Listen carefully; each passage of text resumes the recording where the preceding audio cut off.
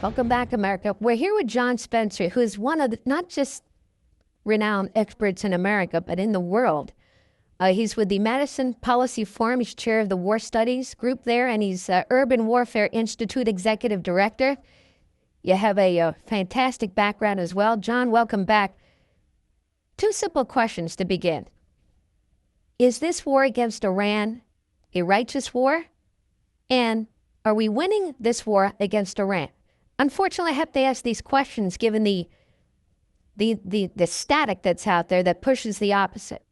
Of course, this is a righteous and just war. I personally had soldiers die in Iraq from this evil Islamic regime in Iran's terror proxy forever war it's been waging on us for 47 months. And luckily, the 47th president said, enough is enough.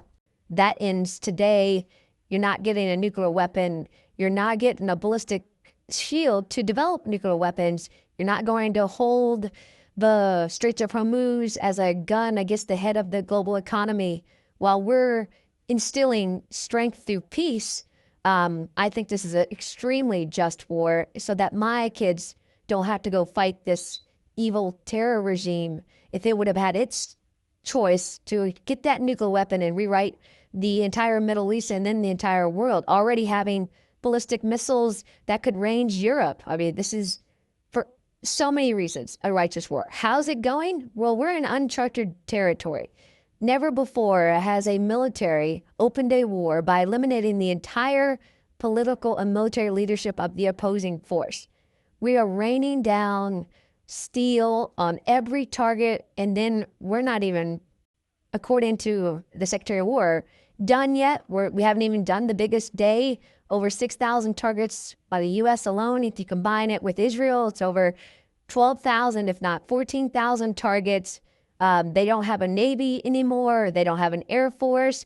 They supposedly have a new leader. All we've seen is a cardboard figure that gave one message. They're in complete chaos and disarray. I mean, this will go into history books and be taught in war colleges around the world as a history-changing moment on how to completely dominate, overwhelm, and do what you want against the enemy to achieve these very specific goals. And I know that you hate, as much as I do, these fake news influencers talking about what they think the goals are.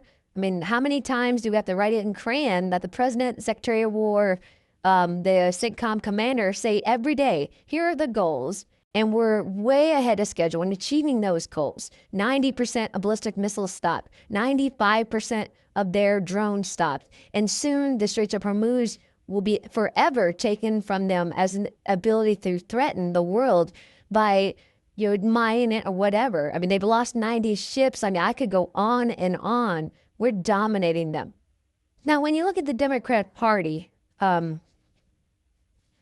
than celebrating what our men and women are doing in uniform, and you worked with them throughout your career and throughout your life, rather than ensuring that the homeland is secure, putting politics aside and their own agendas aside, rather than talking about how well the president is doing because they feel that'll hurt them in the midterm elections, rather than complimenting our ally and their leader, Prime Minister Netanyahu and Israel, they're looking for everything in the kitchen sink to try and sabotage this effort. I call this Operation Sabotage. Have you ever seen anything like this, John Spencer?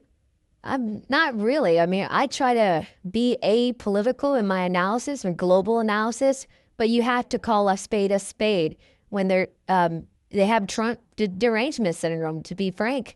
And that no matter what happens, the goodness that is happening, the fact that this will and already has made the United States stronger, made the region more peaceful, and will soon birth a whole new piece of economic prosperity in the Middle East. I haven't seen it before, but it's not surprising.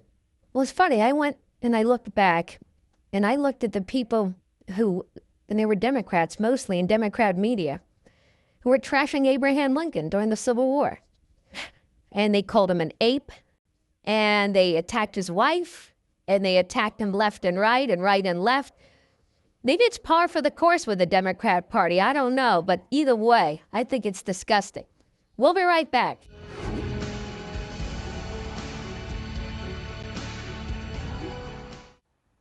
Be sure to like and subscribe for all the Fox News latest on YouTube and catch full shows streaming now on Fox One.